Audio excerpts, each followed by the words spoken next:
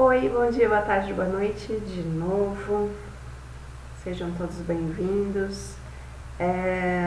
Esse vídeo é sobre um ensinamento muito legal e muito profundo.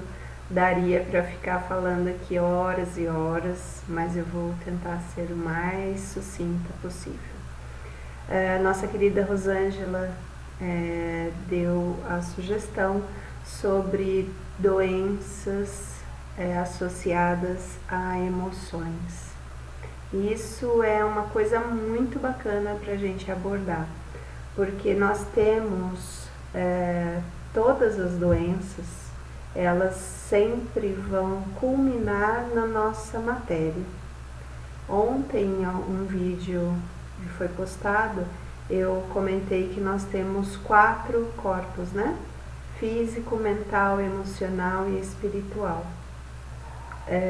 A sequência para uma doença aparecer no corpo físico, ele é o cume, ele é só a ponta do iceberg, porque a doença começou no emocional, já passou pelo mental e assim, já contaminou o espiritual. Então, o corpo é onde a gente consegue entender o grito de ajuda. Qual é a situação que está trazendo algum mal para nós? Porque enquanto a gente não sente dor, a gente não sabe que está doente.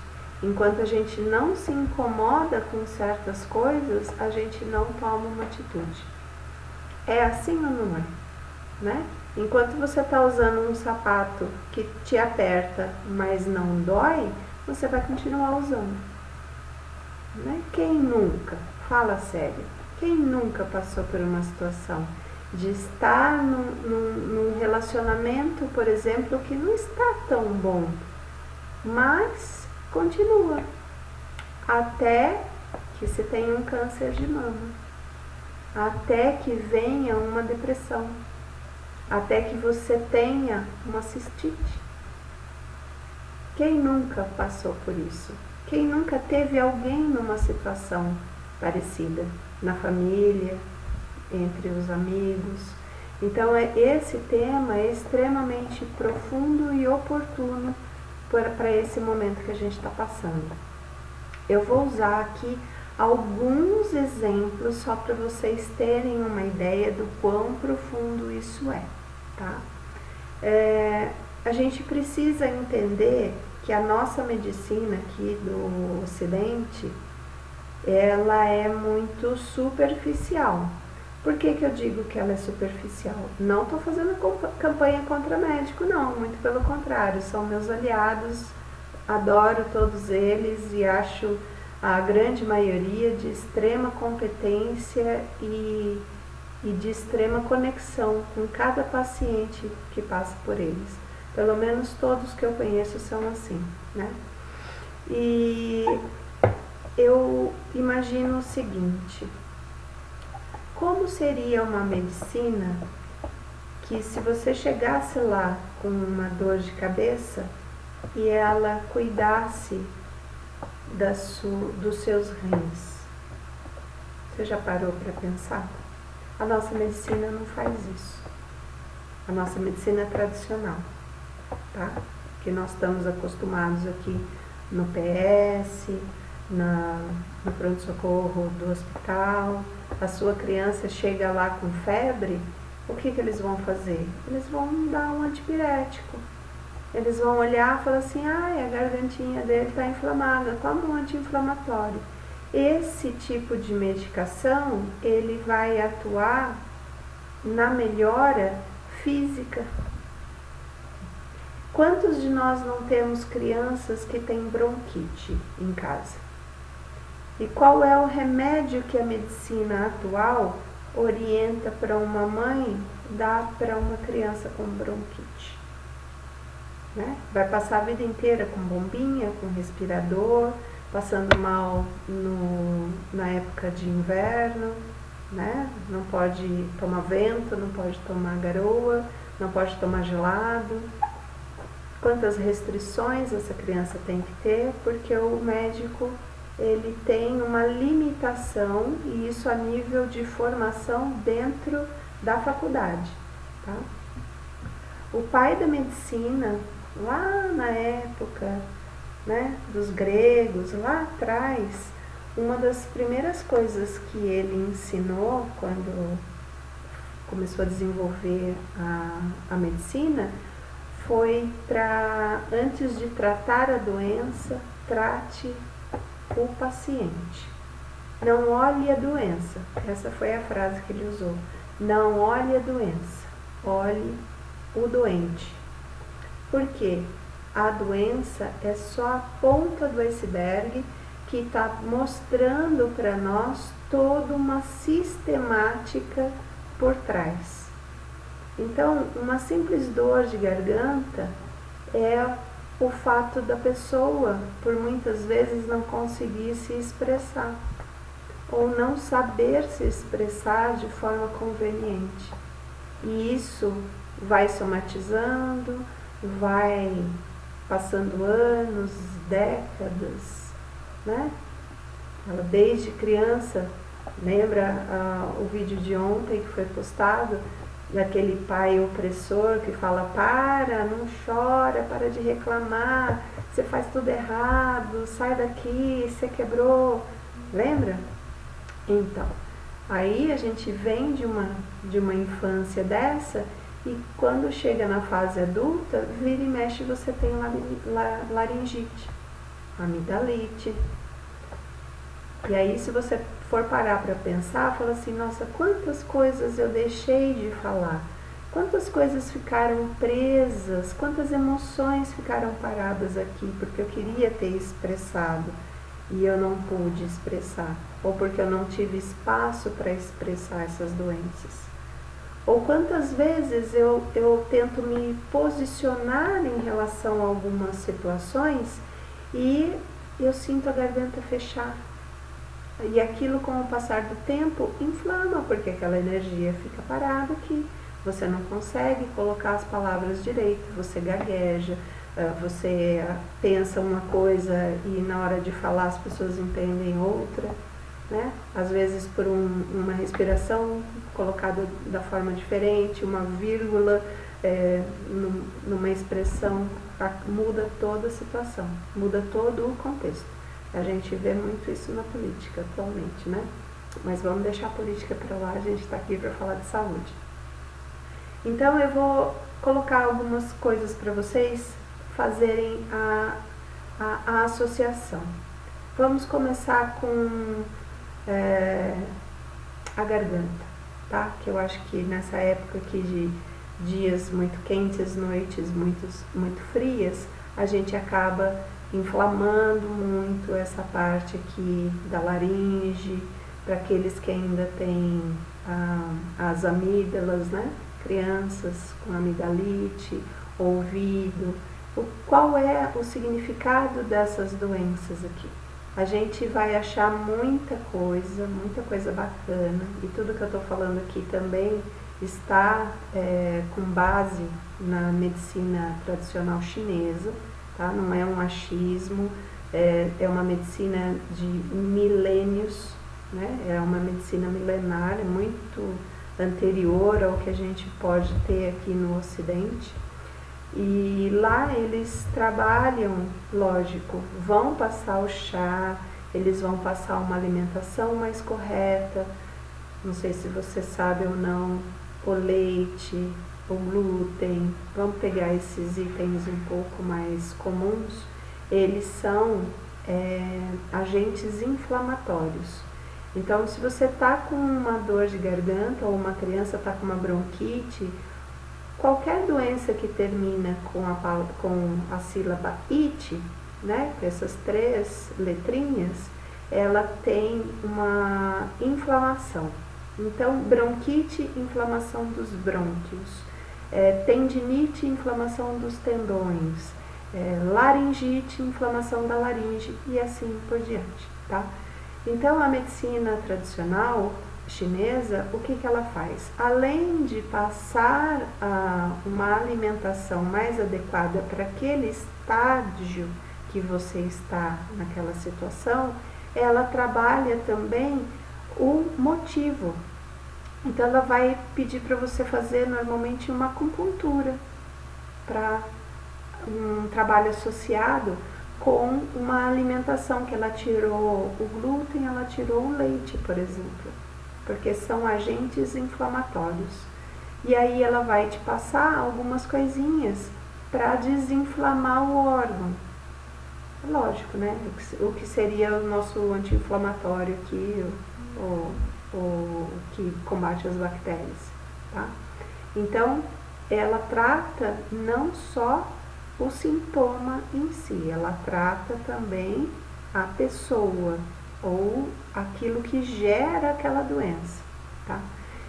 Dentro de uma observação um pouco mais assim ampliada, nós também temos que tratar as emoções que levam a essa laringite, a essa faringite aqui que nós estamos usando como exemplo. Por muitas vezes as pessoas que têm inflamação nessa região aqui, que também pode pegar um pouco de ouvido, tem a ver também um pouco com o sistema respiratório, porque a gente inspira e passa o ar por aqui para ir para os pulmões, né? Então a laringe tem contato direto com o sistema respiratório, tanto que você consegue respirar pela boca. Mas vamos lá. A gente observa que pessoas com essa região que permanecem um pouco mais inflamadas do que o natural, independente do tempo que se está, ela tem uma dificuldade muito grande de se posicionar em relação à fala. Então são pessoas que ou elas têm uma fala exacerbada, falam demais, são extremamente agressivas nas suas falas, porque existe uma descompensação aí que a gente pode entrar numa outra questão, porque não tem a questão da inflamação, mas a grande maioria delas são pessoas que não conseguem se posicionar em relação a fatos, por exemplo. Ela tem vontade de ir contra uma ideia ou um posicionamento da pessoa dali que está na interlocução com ela, mas ela se cala. Então aquela energia, aquela emoção que ela tinha que ter expresso, ou de acordo ou de desacordo, ela vai condensando aqui. Uma energia condensada é uma energia negativada, tá? Por exemplo, ela não consegue se expressar, ela não consegue se posicionar, então ela acaba perdendo o poder dela mesma. Então são pessoas que acabam passando por inexpressivas. Sabe aquela pessoa de água morna que às vezes precisaria ter um pulso mais firme na educação de um filho, ou se posicionar contra uma situação que está se desenhando ali no relacionamento de casal, né? Fala assim, olha, isso aqui eu não vou admitir que seja feito, isso aqui vai trazer consequências ruins para nós, para o nosso financeiro, para o nosso emocional, quanto família, quanto casal, quanto pais, vai trazer problemas para os filhos. Então são pessoas que nessas situações às vezes se calam, então elas se sentem diminuídas, então elas se tornam emocionalmente submissas. Mesmo que ela tenha essa vontade, ela tenha o raciocínio de si e o discernimento para colocar tudo isso para fora, mas por algum motivo a garganta fecha e ela não consegue se expressar. E é muito comum também pessoas nessa situação terem problemas de estômago, porque a partir do momento que ela não consegue se expressar, essa garganta fecha, as palavras não saem, ela não libera as emoções, no ato que ela engole, aquilo vai parar no estômago. Então é uma outra questão também que precisa ser observada, pessoas com gastrite. E aí aquele estômago inflama. Aí você vai ver, são pessoas que a gente chama as famosas que engolem sapo, né? Então você deixa de falar, deixa de se posicionar e acaba tendo problemas de estômago.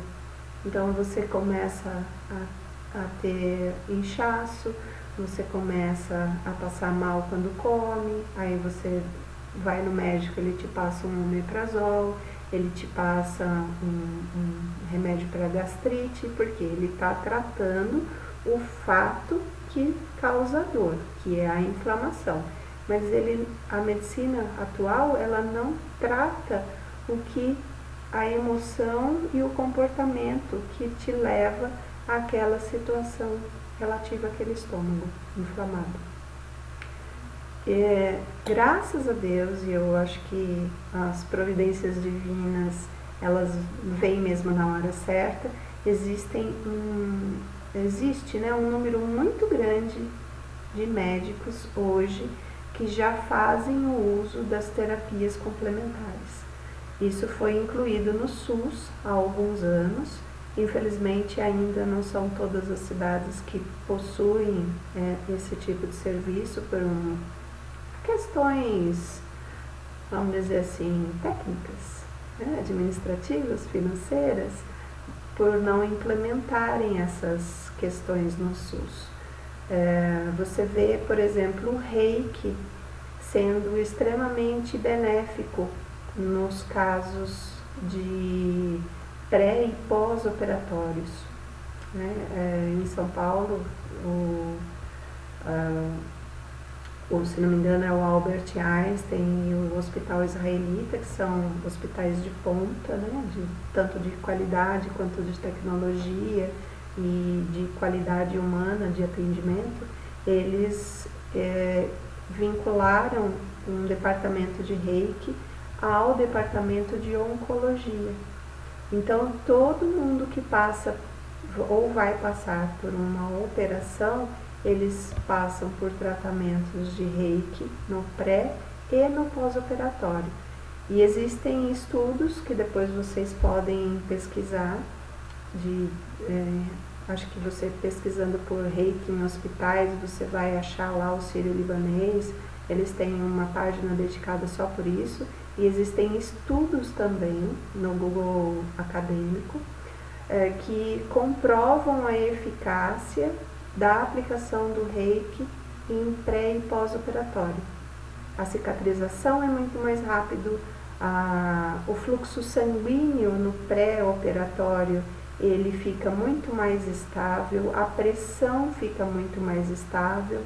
Então, você tratar energeticamente doenças dessa forma tem um benefício muito maior quando ele está associado à medicina, se comparado ao tratamento da medicina única, só a medicina.